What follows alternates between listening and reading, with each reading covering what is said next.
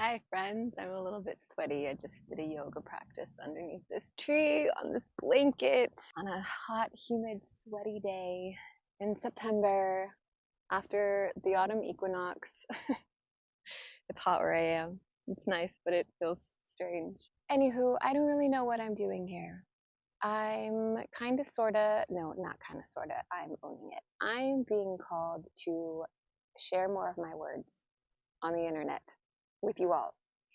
And I already do that. I talk a lot in my Instagram stories, just share my thoughts and my experiences in a way coming from a space of not me having the answers, but of me walking right alongside you. Hopefully, this wind isn't too intense, but I'm walking right alongside you. Yes, I try to live my life intentionally and live in a way where I feel like I'm honoring and walking a spiritual path. All of life is spiritual, I believe. But I don't consider myself an expert in anything. Even my jobs, I am forever a student. I am always learning. Never am I ever going to hold myself on a pedestal. Even when I'm teaching a yoga class, my students, I view them as my teachers because we are exchanging energy, right? I am exchanging energy with all that I do in everyday life, and everything is a teacher, everything is a guide, everything has something for me if I am willing to listen to it and embrace it in that way. Cheers.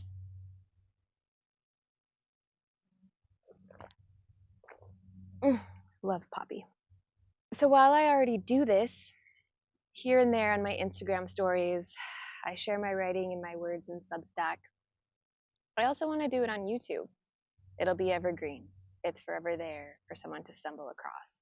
These videos will be raw, me showing up and hoping that the wind isn't too loud. They're not going to be perfect and curated in some little office space that I've made for myself. There's nothing wrong with those videos. There's nothing wrong with having that really beautiful visual aesthetic. But I feel like that is so much of social media now, where we're constantly seeing people in perfect homes, in the perfect setups, perfect backgrounds. Do these 5 steps and you'll achieve this. I went from nothing to a 6-figure business. You know, we see that constantly, but rarely do people show up as just like, hey, here I am. This is what I've been doing. This is what I've been reading. This is what I'm going through. These are the things that are kind of sort of helping me. I don't know. I'm just walking the path right alongside you. I just want to share life experiences in a way that are relatable and not me showing up as some spiritual, truth seeking yogi, which, yes, that is a facet of myself, but is really just the girl next door, the curious cat, the one who's sifting and sorting through all of my shit right alongside you. I feel that I can be more real and authentic in this space than on Instagram stories. I can there too, but you kind of have to be quick, right? You only have so much time before that circle completes. And here I can sit here, ponder my thoughts, sort them out the same way that I do with writing, long form writing, you know, taking my time, just letting the words spill out on paper, spill out into my laptop. And I can do the same here with you.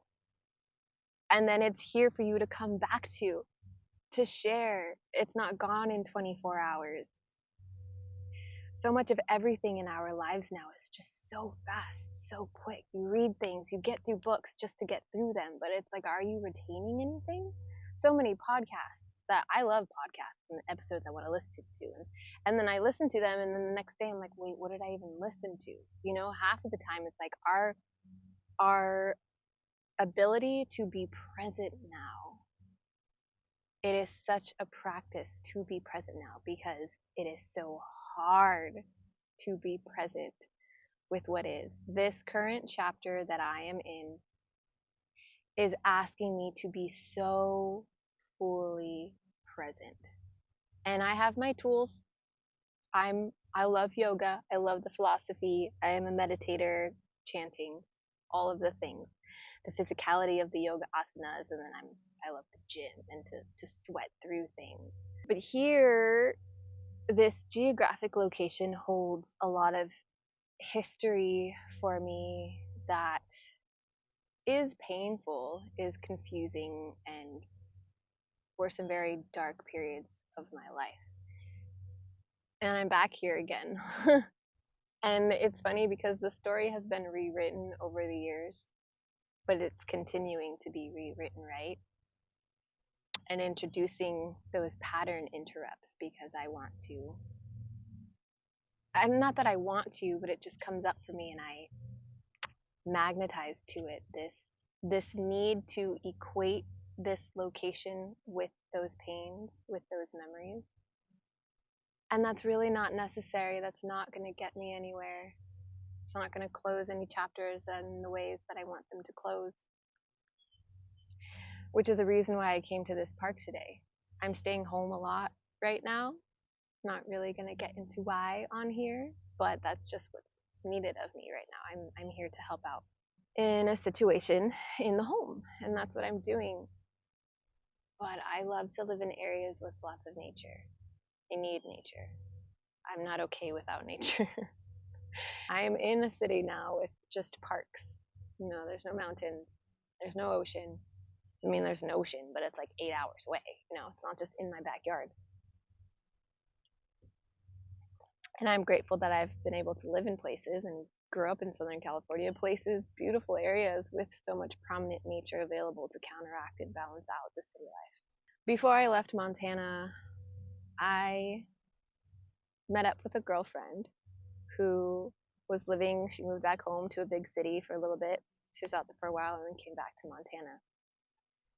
And she said, she's like, when I'm in the city, I feel like I am the city. Like I'm buzzy. She's like, I become the city. She's like, and then I got here and she's like, and I immediately just dropped back in. Oh, the trees, the grass, mountains, nature. And it's so true. I feel that here. Where I feel buzzy and like I'm like, where the tree, like, what do I hold on to here? It's just concrete, I don't feel that rootedness. And today I was called to go to a park and to practice yoga. I found this beautiful tree spot. There's a bunch of thick roots underneath this mat. So that was a lot of fun. I was literally trying to balance over the roots of a tree. I was just laughing to myself during my practice. Oh, okay, well, that's ironic. This video is all over the place. This is my first one of this chit chat. I don't even know what I'm going to call these series. But it's really just for me to show up and hopefully feel like I'm just sitting on the couch with you. You're chilling and vibing with me on this blanket. And we're just pondering, asking questions together, being real, being curious, being playful, maybe some days more serious. It just depends. That rhymed. I didn't even mean for it to rhyme. I think the overall theme, the overall thing that I wanted to bring to the surface here for both you and I is that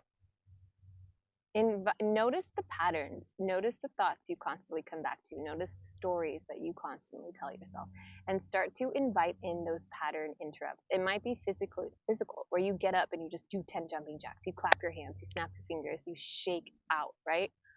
Or as soon as you notice those thoughts, you invite in an affirmation like, nope, that was then, this is now. Nope, that was then, this is now. That was then, this is now. I invite the new. Whatever feels good for you. I've been playing around with that, inviting in pattern interrupts, and also learning how to share space. I don't have my own space anymore, and it is very hard for me to live with people. I don't like having roommates. Just my partner and I. The partner is enough. I prefer to live alone. I need alone time. I need to be by myself. That's where my thoughts bubble up. That's where I journal. That's where I create. That's how I recalibrate. That's how I connect with myself, with my higher self. I need to be alone. It's really hard for me to have to be in a home and feel like I need to make conversation in my own space. It's so hard for me to live with people, and I'm living with people right now. So it's been a really interesting practice to look at how I am balancing now holding space for myself in someone else's space and being respectful, and also keeping my boundaries of just like, I gotta go be alone. I gotta not talk to anybody. It's not because I'm in a bad mood. I'm just an introvert. I love people. And I love socializing, but I can only do so much of it. And then I need to come back to myself. Don't forget to fill up your cup. Well, you can't pour from an empty cup, especially while you're helping others out. You got to take that time to pull back and to honor you. I am currently listening to Journey of Souls on Spotify, and I'm reading Conversations with God. If any of you have listened or read any of those books, let me know, because they are both just blowing my mind right now. And it's things that I innately already believe in. I jump around with my beliefs, and I just kind of like to take from different philosophies and religions and thought forms. I don't really subscribe to one religion per se, but these books are bringing so much comfort. Journey of Souls and Conversations with God. There's just so much around us and so much alive within us, and we are so powerful, and we don't tap into a lot of what is available enough. And I think this video is a reminder to go inwards, to tap into, I like to say, to tap into what is numinous for you, because that's my business, but to tap into what feels bigger than you, but still feels real. And to remember that even when you're in the harder moments, the more challenging moments, challenging moments always make you grow. You've got to go through them in order to grow. And I'm just embracing the growth right now. And also, don't stop pouring into the things that light you up. What's that quote? It's something along the lines of, the opposite of depression is expression. And that is so true. I'm holding a lot of space for people right now. And I'm still carving out the space to hold my offering. I post a yoga class to YouTube, a free one once a month. And then I post weekly yoga classes to my Patreon. I just hosted a week-long 7-day Reiki healing offering. It's really fun. It was really beautiful. And part of me is like, ooh, this is going to be overwhelming to keep running my business, to keep offering my online, to keep running my online platform and giving online offerings, and to still hold so much space.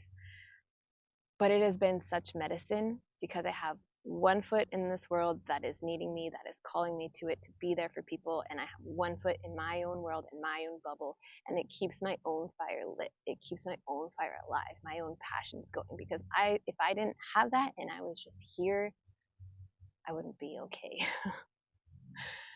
Anywhere in life, honestly, even if I'm just working a regular job somewhere, just doing my thing, living my life, if I don't have, it doesn't even have to be something that I monetize, but those things that keep you anchored in who you are, that you're passionate about, that you love doing. Maybe it's cooking. You just love cooking a nourishing meal for yourself. Maybe it's just cleaning your house. You love being organized. Keep doing the things that keep that fire lit within you and that make you feel like you. That's my word of advice for myself and for you. And again, I don't know how often I'm going to do these videos. This is new. Maybe this will be a once a week thing. Maybe it will be whenever I feel inspired or called to share something. Maybe I'll throw in an oracle card every now and then. I don't know. If you're feeling this, if you like this, let me know. If you like this little riff. And I do also host a monthly virtual meetup where we hang out and we talk just like this, and everyone shares what they're going through or what they're reading, or we just hang out. I give a little Reiki in it. It's also Reiki healing. We start with that and like a little grounding in, maybe a little breathwork pranayama. And then we just hang out and talk over Zoom. Nobody's muted. Everyone's riffing. I'll link, if you want access to that, I'll link everything you need down below. All my offerings, everything are down there too. My Substack, where I also share. This video, this first one's a little bit all over the place and rough draft vibes everywhere all at once, like a patchwork quilt that just I had no plan and just went for it. So I'm going to try and organize my thoughts a little bit more for the next one. I hope that this makes you feel something. I hope that this makes you feel less alone. I hope it makes you feel like there is someone else out there who is just riding the waves right alongside you, who might come off spiritual and like they know it all and have it all together. It might appear that way. You might project that onto me for whatever reason if you see any of my other platforms, but that's not the case. And I think it's important to know that. It's important to understand that people who might inspire you on social media or whatever the case is, they are also human. And I just like to share the very human side of things. It's a very important reminder. Wow, big ass dragonfly. So pretty. Okay, I think that's it for this chit chat.